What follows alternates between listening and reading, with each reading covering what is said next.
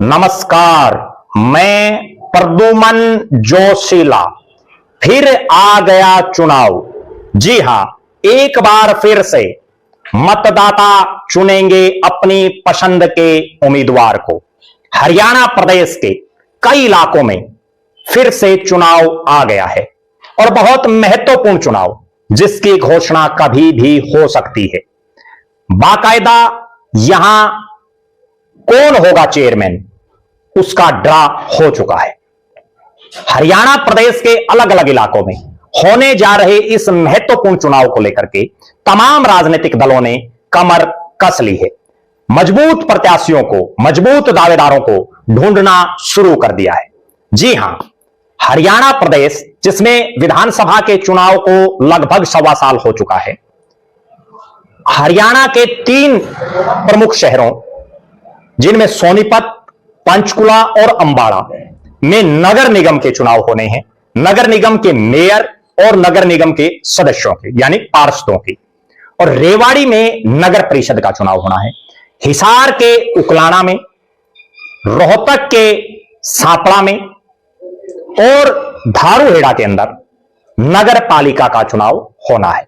तमाम इलाकों में भावी दावेदारों ने, भावी प्रत्याशियों ने जनसंपर्क शुरू कर दिया है। होर्डिंग्स, पोस्टर्स लगवा रहे हैं भावी दावेदार।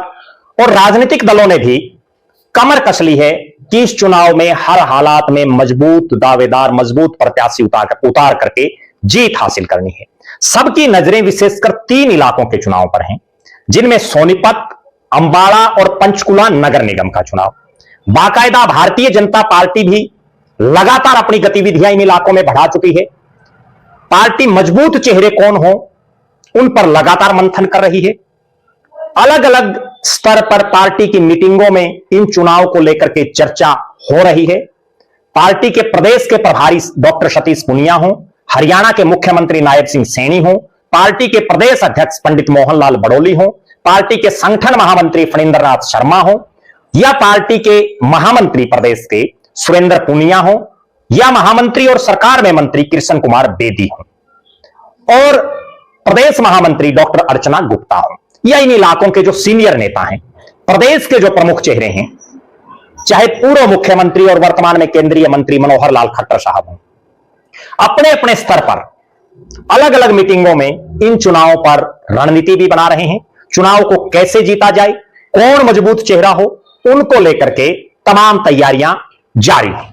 इसी तरह से विपक्षी पार्टी प्रदेश में कांग्रेस, वो भी इन चुनाव को बड़े सीरियस मोड में लिए हुए है। बाकायदा इन चुनाव को जीतने के लिए चंडीगढ़ में प्रदेश अध्यक्ष ने मीटिंग बुलाई। पूर्व मुख्यमंत्री चौधरी भूपेंद्र सिंह हुड्डा के लिए भी यह चुनाव बड़ा प्रतिष्ठा का सवाल है।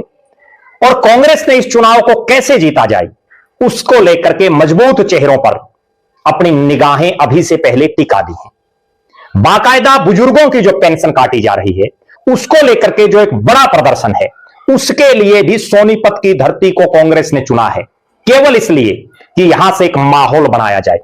क्योंकि यह सोनीपत वो नगर निगम है जिसमें भले ही पिछली बार रोहतक में कांग्रेस हार गई हो, कांग्रेस का समर्थित हार गया हो, लेकिन सोनीपत में कांग्रेस का समर्थित निखिल मदान चुनाव जीता था, जो अब बीजेपी का विधायक है।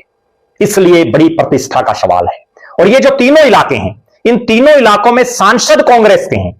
इन तीनों इलाकों में कुमारी शैलजा का अंबाला और पंचकुला में, और चौधरी भूपेंद्र सिंह हुड्डा का सोनीपत में वर्षों से एक प्रभाव रहा है।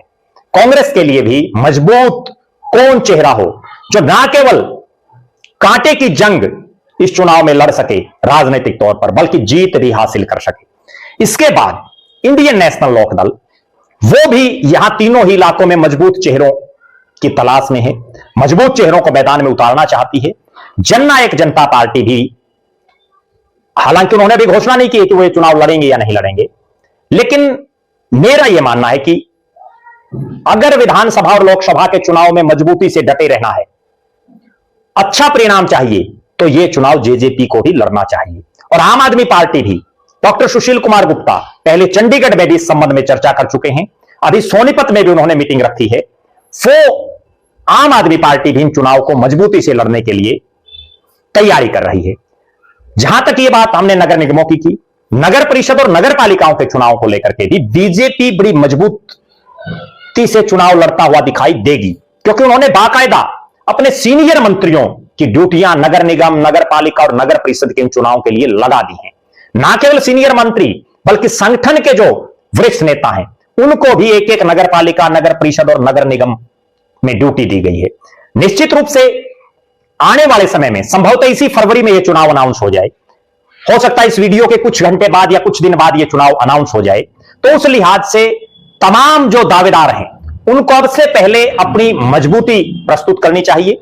बहुत से नेता, बहुत से भावी दावेदार अपनी अपनी पार्टी के जो बड़े नेता हैं उनके हाजिरी मार रहे हैं, उनको अपने बायोडाटा दे रहे हैं। और मेरे पास तो यहां तक भी सूचना है कि अभी पिछले दिनों आसाम में जो बीजेपी के प्रदेश संगठन महामंत्री हैं फणींद्र नाथ शर्मा के घर कोई कार्यक्रम था, उसमें भी इन इलाकों से जो टिकट के इच्छुक नेता हैं वो वहां भी गए हुए थे।